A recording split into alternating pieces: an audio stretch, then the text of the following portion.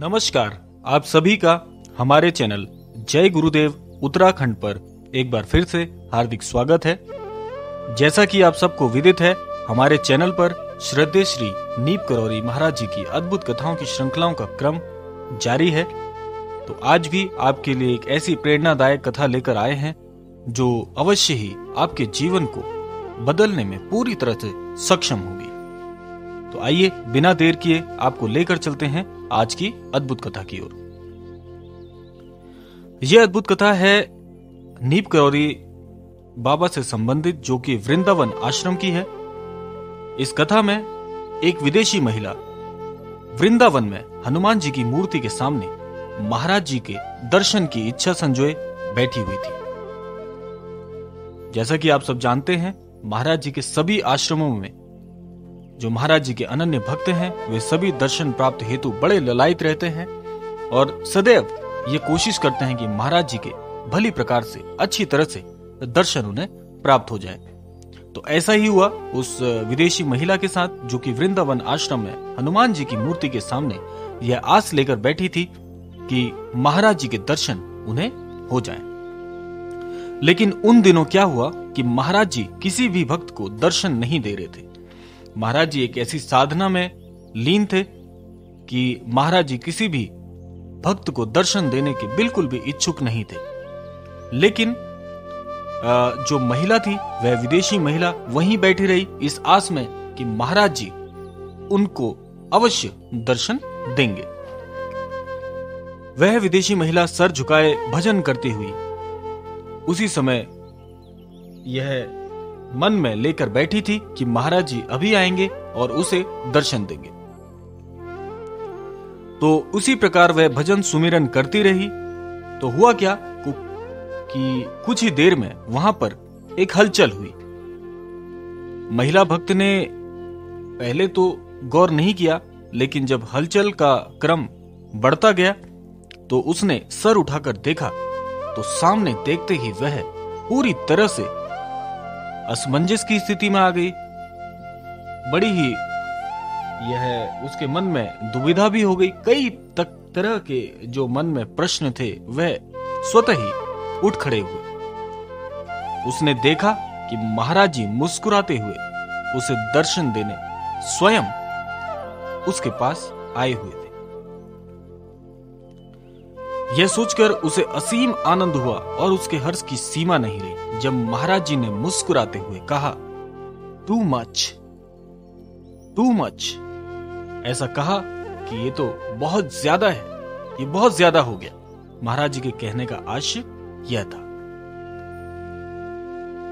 तो यह अद्भुत कथा समापन की ओर अवश्य आ गई है, लेकिन इस कथा के साथ में मैं आपके लिए कुछ ऐसी बातें इस कथा के माध्यम से आपको बताना चाहूंगा जो आपके जीवन में परिवर्तन लाने में पूरी तरह से सक्षम रहेगी। महाराज जी के जो भी अनन्य भक्त हैं, ऐसा मेरा विश्वास है कि इस कथा के माध्यम से इस बात को अवश्य वे समझ जाएंगे कि किस प्रकार से वे महाराज जी के प्रति अपनी श्रद्धा, उनका विश्वास, वह अटूट बंधन जो महाराज जी से बांधने के लिए प्रत्येक भक्त प्रयासरत रहता है, वह कैसे पूरा कर सकता है। इस कथा में जो विदेशी महिला है, उस विदेशी महिला के बजाय आप अपने अटूट विश्वास को, अपनी अटूट श्रद्धा को रखकर देखिए कि ईश्वर को प्राप्त करना यूं तो आसान काम नहीं है, लेकिन यह इतना मुश्किल भी नहीं है कि आप ईश्वर तक अपनी बात पहुंचा ना सकें। महाराज जी को उस विदेशी महिला की श्रद्धा ही खींच कर लाई, जो कि निस्वार्थ भाव से थी। महाराज जी को उस महिला का प्रेम भाव वह खींच के लाया।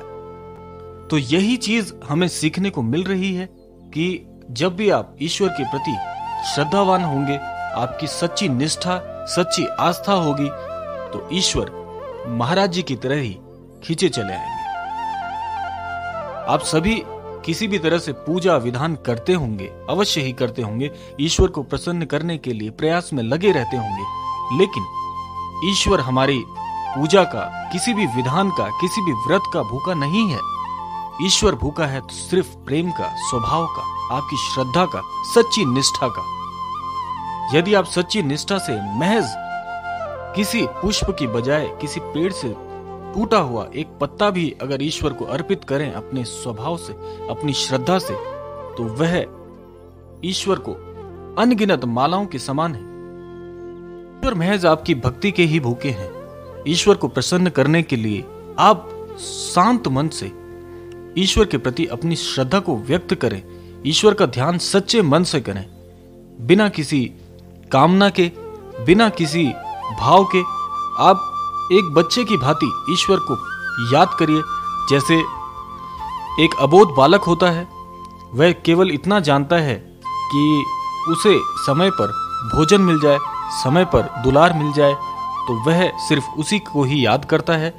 उसे इस बात से मतलब नहीं है कि उसकी इच्छाएं कैसी पूरी होंगी। वह तो सिर्फ इतना जानता है कि भूख लगने पर स्वतः ही उसे भोजन मिल जाएगा, जरूरत पड़ने पर उसे दुलार करने के लिए उसके परिजन स्वतः ही आ जाएंगे। तो एक अबोध बालक की तरह ईश्वर को पुकारिए, ईश्वर से अपनी बात रखिए, तो जीवन में ईश्वर को प्रसन्न करना, ईश्वर को प्राप्त करना बिल्कुल भी मुश्किल कार्य नहीं है। ईश्वर आपके द्वारा चढ़ाए जाने वाले किसी भी भोग के भूखे नहीं है। ईश्वर महज इस बात के भूखे हैं कि आपका भाव, आपकी श्रद्धा, आप कितने सत्य के प्रति निष्ठावान होकर ईश्वर को पुकारते हैं। महज इतने भर से ही आप ईश्वर को प्रसन्न कर सकते हैं।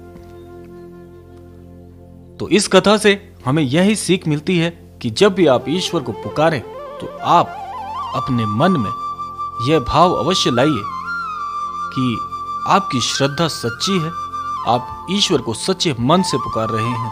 जब आपका मन इस बात को ग्रहण कर लेगा तो ईश्वर स्वतः ही आपकी आंखों के समक्ष स्वतः ही आ जाएंगे। तो आज की इस अद्भुत कथा से आपको यह सीख कैसी लगी, कमेंट बॉक्स में अवश्य बताइएगा।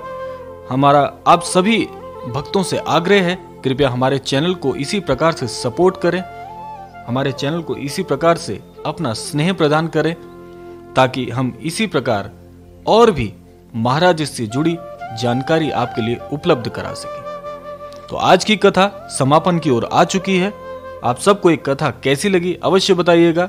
जो भी नए दर्शक इस चैनल पर वीडियो को देख रहे हैं, कृपया हमारे चैनल को सब्सक्राइब करिएगा, ताकि आपको भी इसी प्रकार से और अन्य महाराज जी से संबंधित ऐसे वीडियोस प्राप्त हो सकें और आप भी महाराज जी के इस अद्भुत कथाओं की श्रृंखला में अपना जो अमूल्य समय है वो प्रदान कर सकें। तो आज के क्रमांक में इतना ही। मिलते हैं आपसे अगले क्रमांक में ऐसी किसी अद्भुत कथा के साथ। तब तक के लिए जय श्री राम, जय गुरुदेव, जय उत्तराखंड।